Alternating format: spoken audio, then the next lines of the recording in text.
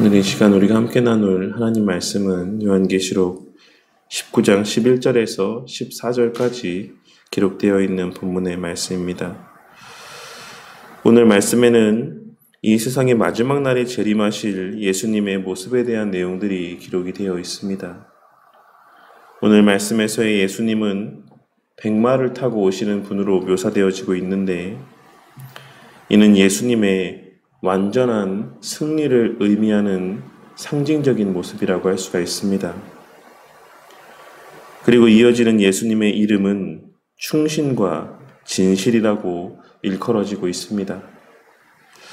그리고 이를 통해 우리는 마지막 때에 완전한 승리로 이 땅에 임하시는 예수님의 재림이 반드시 성취될 사건이라고 하는 사실을 다시 한번 분명하고도 확실하게 깨달을 수가 있는 것입니다. 왜냐하면 예수님께서는 그 약속하신 바를 반드시 지키시는 신실하시고 진실하신 하나님이시기 때문입니다. 그리고 이어지는 말씀에서의 표현들은 예수님의 무한하신 권위와 능력을 나타내 보여주고 있는 표현들입니다. 그런데 그 가운데 12절에 기록된 말씀을 보시면 이름 쓴 것 하나가 있는데 자기밖에 아는 자가 없다라고 하는 말씀이 기록되어 있는 것을 확인할 수가 있습니다. 이러한 표현에 대한 해석에는 여러 의견들이 있는데, 그 가운데 가장 신뢰할 만한 해석은 당시 사람들의 인식을 바탕으로 하고 있는 해석이라고 생각을 합니다. 고대로부터 당시 그 지역 가운데 살았던 사람들의 마음 가운데는 어떠한 신이나 귀신의 이름을 알기 위해서는 그보다 뛰어난 능력을 지닌 존재여야지만 된다라고 하는 인식이 있었습니다. 그렇기에 상대방의 이름을 알게 되면 또한 그 존재에 대하여 능력 또한 발휘할 수 있다라고 생각하는 마음들이 그 당시 사람들의 마음 가운데, 그 인식 가운데 자리하고 있었던 것입니다. 그렇기에 오늘날까지도 로만 카톨릭에서 행하여지고 있는 죽기 사역, 즉 귀신을 쫓아내는 의식을 행함에 있어 가장 중요한 부분은 바로 예수 그리스도의 이름으로 그 귀신의 이름을 알아내는 것이다라고 할 수가 있는 것입니다. 그러니 이러한 인식들에 비추어 오늘 말씀에서의 이러한 표현의 의미를 해석을 해보자면, 예수님의 그 이름을 자기밖에 아는 자가 없다라고 표현하고 있으신 이 말씀에는 예수님 자신보다 이 세상에 더 뛰어난 존재, 예수님을 능가하는 존재가 없다라고 하는 사실을 나타내 보여주고 있는 표현이라고 할 수가 있는 것입니다.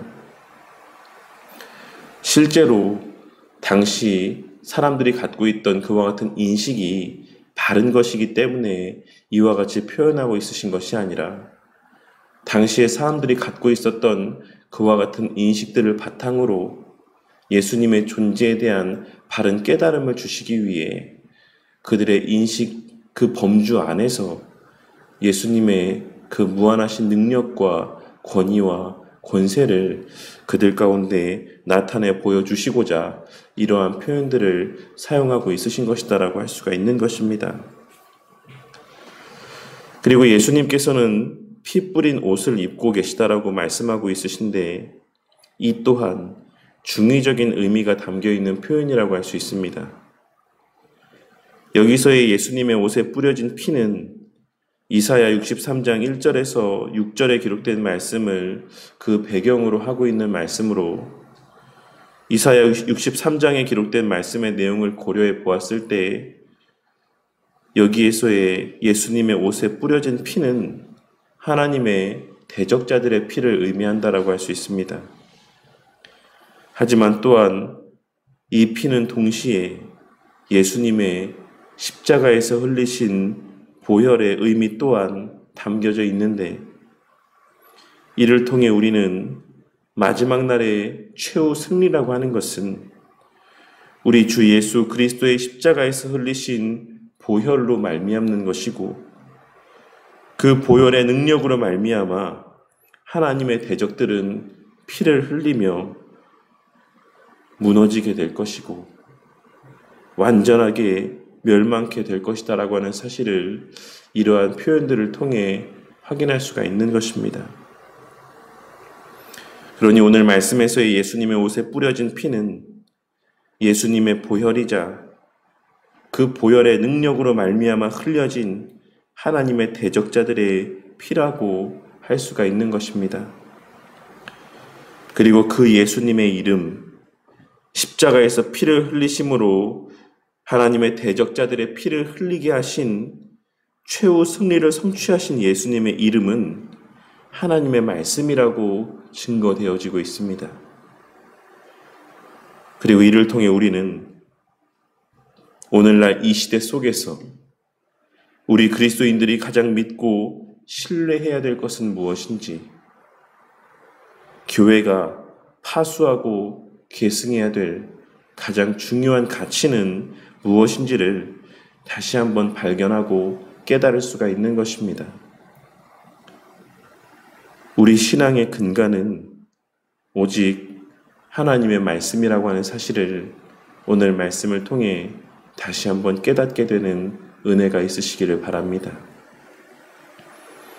그냥 표면적인 알무로 끝나는 것이 아니라 실제적으로 그 마음 가운데 믿어지는 역사가 있으시기를 바란다는 것입니다. 하나님의 말씀에 우리를 향한 하나님의 약속들이 기록이 되어 있고, 그 하나님의 말씀들 가운데 하나님의 권세와 능력이 담겨 있습니다. 그리고 그 권세와 능력은 그 어떤 존재도 어찌할 수 없는 가장 강력한 권세이자 능력입니다. 예수님께서는 말씀에 기록된 약속대로 십자가에 달려 죽으시기까지 하심으로 그 하나님 말씀의 신실함을 친히 증거하셨습니다. 그러니 우리는 우리 삶에서의 어느 때든지 하나님의 말씀을 우리 삶에서의 가장 중요한 가치로 여기며 그 말씀을 신뢰하고 그 말씀들 가운데 순종함 가운데 이 땅에서의 성도로서의 삶을 살아가는 자들이 되어야만 하는 것입니다. 왜냐하면 이 주의 몸된 교회의 머리 되신 예수님께서 바로 말씀이시고 그 자신 또한 말씀을 통해 역사하셨기 때문입니다. 오늘의 이 기록된 말씀을 통해 하나님의 말씀의 가치를 다시 한번 되새기며 말씀을 바르게 알기 위한 열심과 소망과 열망들이 우리의 마음 가운데 생겨나고, 또한 말씀을 통해 깨닫게 하여 주신 바대로 순종하며 살기를 결단하고 다짐하는 저와 우리 모두가 되기를 바랍니다. 오늘의 이 말씀을 통해 기록된 주의 말씀을 더 가까이 하고자 하는 마음들이 생겨나고, 실제로 우리의 손을 들어 하나님의 말씀을 펴서 읽는 자들이 되기를 바란다는 것입니다. 그리고 그렇게 우리에게 읽게 하시는 말씀, 우리의 귀에 들려주시는 그 말씀 가운데 순종하며 사는 것이 때로는 우리에게 미련한 일인 것처럼 여겨진다라고 할지라도 하나님께서 우리보다 지혜가 많으신 분이심을 깨닫고 내 육적인 판단을 뒤로 하고 그 들려주시는 말씀, 우리에게 보여주시는 그 말씀의 내용들 가운데 순종하고 그 말씀대로 행하며 살아가는 저와 우리 모두가 되기를 바라겠습니다.